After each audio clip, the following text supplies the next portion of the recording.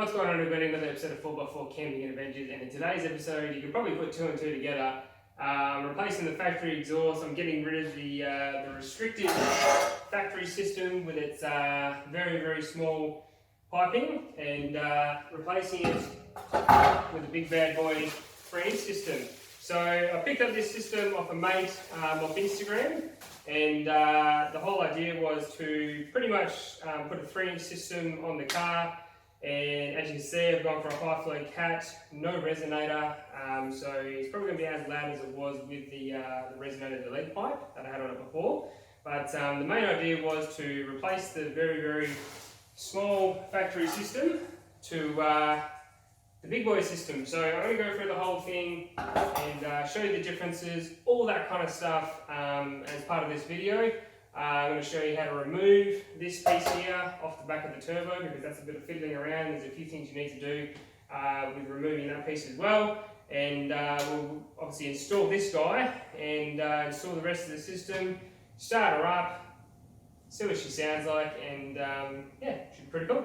So I'm pretty excited. This is the first part of a fair bit of stuff that's happening to the car. There's also some new flares going on the car. I've got some custom flares coming for the car. There's a new 12-volt setup going for the tray. I bought the Triton rear drawers. They've got to go in as well. I'm doing a video with Raptor, so Raptor lining. I'm going to spray the tub of the car as well, so that's going to be pretty cool. It's going to be a video that's super cheap, myself and Raptor all partnered with to do. So I'm going to do the full DIY spraying of the tubs. That's going to be awesome. And yeah, so it's going to be a new unveiling video of the car, how it's going to be set up, and the sort of the new setup that I'm going to use it for when I go camping and that kind of stuff. So without further ado, let's get into this video, and I'm going to sort of show you some differences between this exhaust and the factory exhaust. So let's get into it. So as you can see, between the two systems, with the big 3-inch on the left, and I believe these are a 2.25, I think, off the top of my head. So we're going up almost an inch in diameter, so it should be a lot more flow, especially the back of the turbo. We should, I don't think, as far as I'm aware, it doesn't actually pick up any boost quick or anything like that. I believe it just works better of getting rid of the exhaust gas temperatures and that kind of stuff. So big 3-inch on the side, high flow cap, that's all built in. As you can see on this side here, this one's got a big shield built into it. Some people have said you can actually remove this and put on this one. Look, I'm not going to worry too much about that, mainly because there's a little bit of fluffing around. I'm just not interested in putting that onto this system here, and mainly because this hasn't got all the screw brackets, that kind of stuff built into it. But pretty much it's a standard affair. This guy here goes on the back of the turbo. This guy here comes underneath the car, and then it goes into the rest of the system. But you can see, put the two together, especially the piping wise. It's a much bigger system, so yeah, I should be expecting to maybe increase my power a little bit. I'm not going to say too much, but it should increase the power a little bit. Maybe I might get 30 Newton meters of torque or something like that out of it. As I said, I'm not expecting miracles. The car's already been tuned, so I'm not really worried about that. And this is not to gain more power. This is purely to bring the exhaust gas temperatures down. Not that they're at an unsafe level, but this is, as I said, one of those things. I'm putting more power through the vehicle, so I need to make sure that the exhaust pipe on the back of the car is actually getting rid of the exhaust gas as quick as the car's putting it in. So don't want anything that's going to be restrictive to the system. So this was the last piece of the puzzle that essentially is going to restrict the system. So first things first, you're going to, as I said, remove this in the video that you'll see here, and then install this guy here on the back of the turbo, and you're pretty much on your first step of installing your new exhaust system.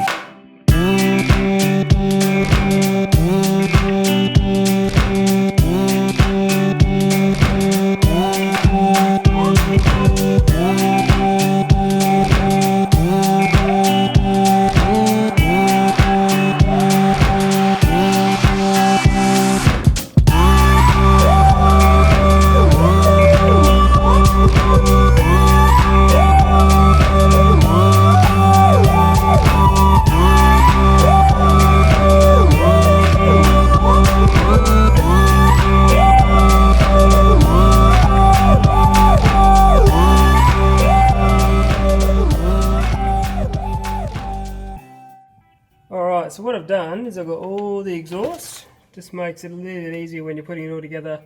You know exactly where it goes. You've got your gaskets, all your bolts, all that kind of stuff ready to rock and roll.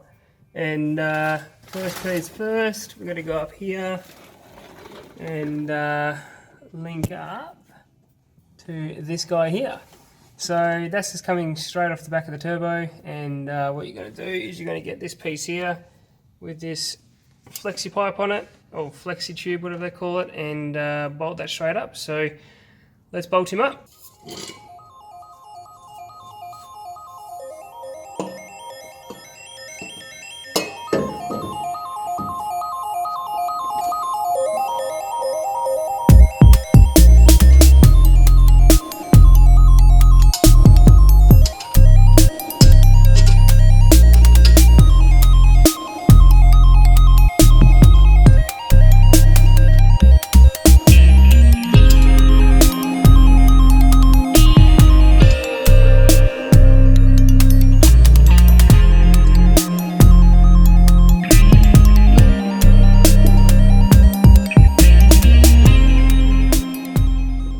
Right, so the first bit bolted up. Alright, you can see there, first bit's bolted up.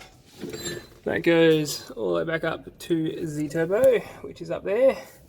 And then goes through this first bracing here, all the way down to the back of the car. So you, yeah, this is your next bit. It's a little bit loose at the moment. I keep it all loose so it's a little bit easier to work with. And yeah, you don't want to tighten it all up as you go, because mainly the problem you're going to have is this piece might just need a little bit of adjustment, and the whole thing's tight and it's not going to have the adjustment you need. So keep it all loose as you're doing it, and then tighten it all up when you finish up. Alright, so once you're all happy with how it's all lining up, just going to put the grommets in here as well. And how it all lines at the back. There's a grommet at the back here that needs to go as well, and then it goes through the back of the vehicle. Once you're happy with all that and you've got it all lined up and you're feeling confident, now you can pretty much tighten up all these bolts and turn her on and see what she sounds like. Alright, so now you're pretty much done. You've tightened up all the bolts underneath, double check them, just go through, just make sure none loosen up as the other tightened up and the whole exhaust hasn't flexed and loosened up. And yeah, you're pretty much at the point now where you can turn the keys, get it started, and see what she sounds like. So I'm not going to do that in here because it's going to be really echoey. We might do that at the front, and yeah, let's see what she sounds like. I'm pretty sure I know what it's going to sound like because I've had the resonator pipe being deleted for ages. So yeah, it's going to be interesting to see what this 3-inch system sounds like. So without further ado, I'll park him at the front and turn him on for you.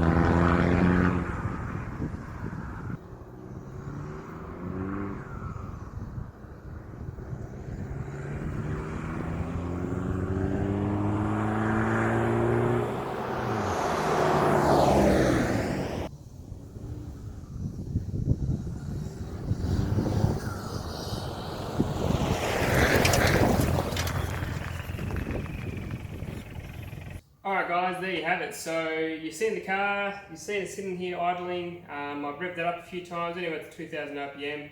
And if you've obviously seen it driving as well, so that's pretty a little bit of a driving, just to see what it sounds like as you're doing gear changes and that kind of thing. It is as loud. I don't think it's going to be loud or anything like that, but it definitely sounds like it's got more of a controlled note. So when you're on the throttle and that kind of thing, it doesn't sound so sort of raspy, and that, it doesn't sound so raspy. So before, as soon as you hit the boost, If you can hear it over the snorkel, you can hear a real raspy sort of engine, like an exhaust note. So yeah, it never sort of came through on the videos, but it's something that really annoyed me with the exhaust.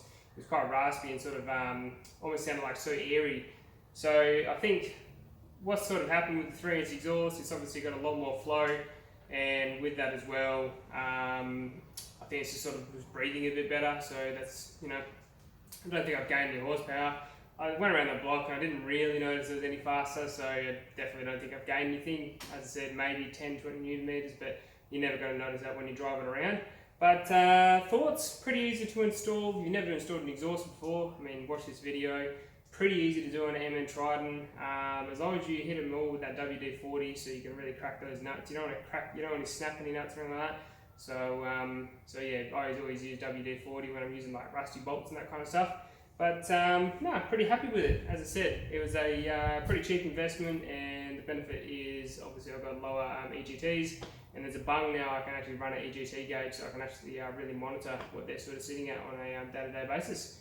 So I might leave it there. That is another episode of 4x4 Camping and Adventures. If you like this video, please subscribe, please like this video, and I shall see you in the next one. See ya!